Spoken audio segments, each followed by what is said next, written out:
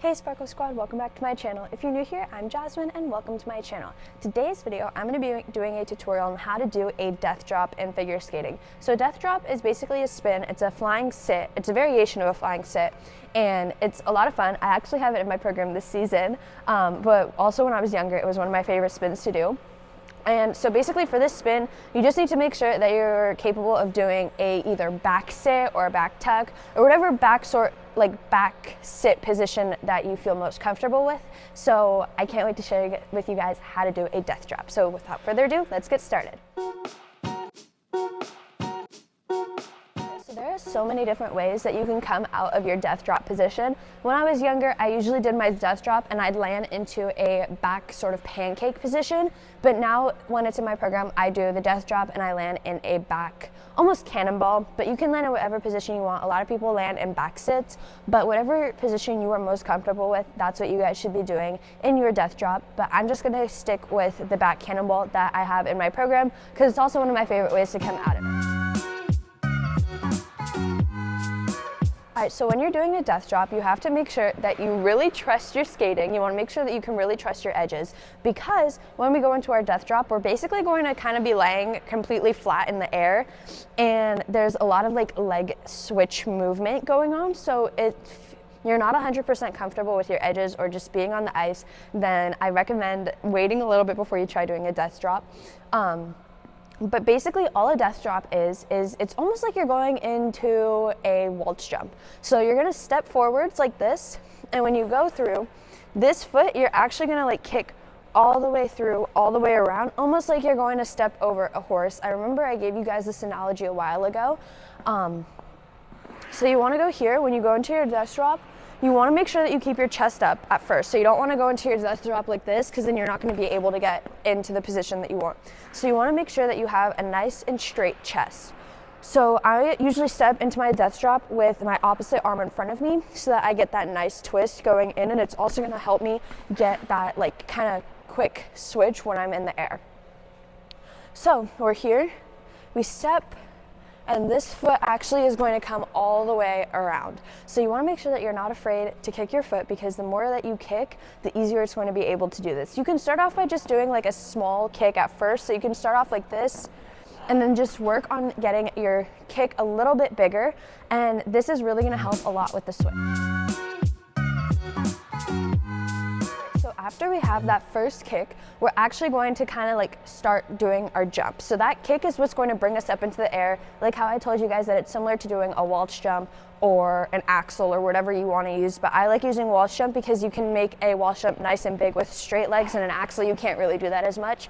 So we're gonna basically, that's going to become a jump. So I'm just gonna basically walk you guys through it first. So after we get this first kick, we're in the air right now. We're currently in the air, and this is what we look like. So after we have our kick, we're gonna switch our feet while we're still in the air, and our opposite foot is going to come up behind us. So this foot is gonna come all the way through. So it's gonna kick, and then you're gonna lower your upper body, and the back foot is going to kick as well. So we're here. You wanna keep your chest nice and straight, doing our jump, and this is how we're going to come and out, and then our snap into our spin position. So I'm going to show you guys what that looks like on the boards. Alright, so we're going to do that one more time on the board. So we're here. You want to make sure that you keep your back nice and straight, and we're going to kick all the way up, and we're going to switch our feet. So you want to make sure that you're getting that feet switch in the air, because that's also going to help. That's what makes the death drop effect. And it's also going to help you a lot because you want to make sure that you land on the other foot. So we're going to go into it on our forward spinning foot, and we're going to land on our backward spinning foot. So we have to make sure that we get that switch right here, nice switch, and then snap into our sit position or whatever position we're doing. So now we're going to try that off of the board.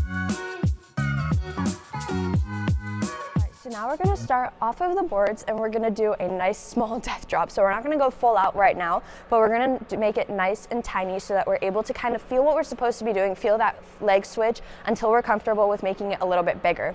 So when we're here, we're gonna go into the jump. Again, keep your back nice and straight. So we're gonna kick up into the air, and our foot is gonna come behind us. So One thing that you want to try and watch out for is when we're doing a death drop, you kind of want to make this U shape. So when I have my foot behind me, my chest isn't completely dropped down like this, but I'm actually more like in a U shape like this in my death drop. So it's kind of like you're almost in a spiral position. So you want to make sure that this is what you feel like in the air when you're kicking your back leg. All right, so basically the main thing that I wanted to explain to you guys is you want to make sure that you keep your back nice and straight while you're doing your death drop. Obviously you don't want to be completely upright or else you won't be able to get your leg as high as you want, because you want your leg or your foot almost similar to like the height of your head so that it makes like that U shape. So you don't want to be too low and you also don't want to be too high. So we're going to go here, I'm going to kick, and I'm just going to do a small one. So we're just going to work on getting that leg switch first, and then later we can work on getting it like leaning more down and just getting like more speed and more kick on it. So here we're going to go in through and bring your foot behind you just like that. So we're just going to work on the jump part before we add in the spin. So now what we're going to try and do is we're going to try and do our full jump but minus the spin. So right now we're going to go here, and we really want to focus on that back leg kicking through. So you don't really have to focus as much on your front leg, because your front leg you kind of want to bring it almost about like hip level, so that one you don't have to really like jump like with it all the way above your head. So you just want to do a nice and small like around like this, just to be able to get into the air. So we're here, and then the main thing that you want to focus on is you really want to kick your back leg all the way up as high as it can go, because this is also going to help you get into that U shape that I was mentioning earlier, but it's also going to make it a lot easier. So when you're up here, so you're nice and expanded, and then when you snap to get down into your sit position, then it's going to make you spin a lot faster. And also that kick is really what makes the death drop a death drop. So I'm going to show you guys what mine looks like. You want to work on it until you're comfortable with being able to do like a bigger jump with really kicking, and you want to be careful that you don't knock yourself out. You don't want to like kick too hard that you end up like falling on your face or something. So start and go gradually and do like smaller kicks, and then start going bigger and bigger and bigger until you're comfortable. When I was first learning how to do my death drop, I did not kick perfectly the first time. It took a while for me to get comfortable with it, because obviously whenever you learn new spins or jumps or whatever, you have to work on them until you're comfortable. But I'm going to show you guys what mine looks like, just like the kick for right now without the spin, so that you guys can kind of get an idea of what it's supposed to look like, or what you guys want to work towards getting, because it's really hard to explain. So let me show you guys.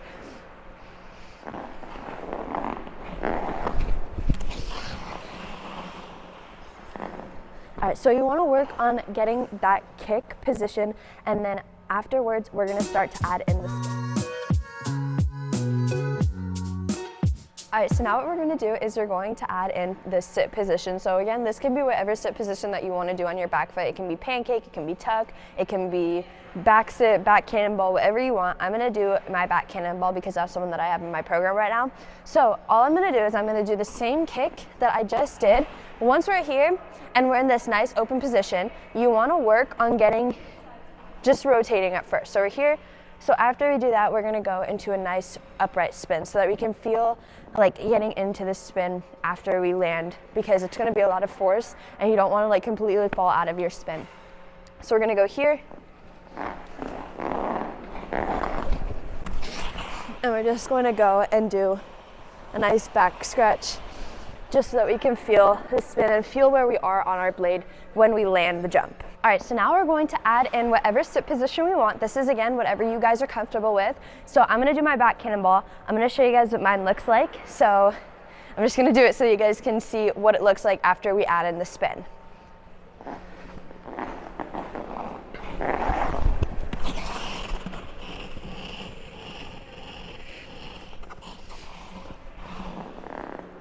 All right, so that is my tips and tricks on how to do a death drop in figure skating. I hope that you guys enjoyed and that this video helped you guys get your death drop. Again, just like with everything that I've ever taught you guys, I always want to make sure to really stress to you guys that it's really important that you keep working on all of them. Like, obviously, the very first time that you try something new, it's not going to be perfect, so you just have to keep working on it until you're able to get it to how it is. Because even my death drop, it took me a really long time until I got it to how it is now, because I was originally scared to go up all the way, and I was originally scared to do the kick all the way, but then I kept working on it and I got more comfortable with it, and that's how I'm able to get it to how it is today. So you just want to make sure that you guys keep working on everything and just basically get comfortable, because the more comfortable you get, the more you're able to push yourself. So I just hope that you guys enjoyed. If you guys have any other tutorials that you want me to do on my channel, leave those down below in the comments and I'd be happy to do those for you guys. But I hope that you guys enjoyed, and I will see you guys in my next video. Love you guys. Bye.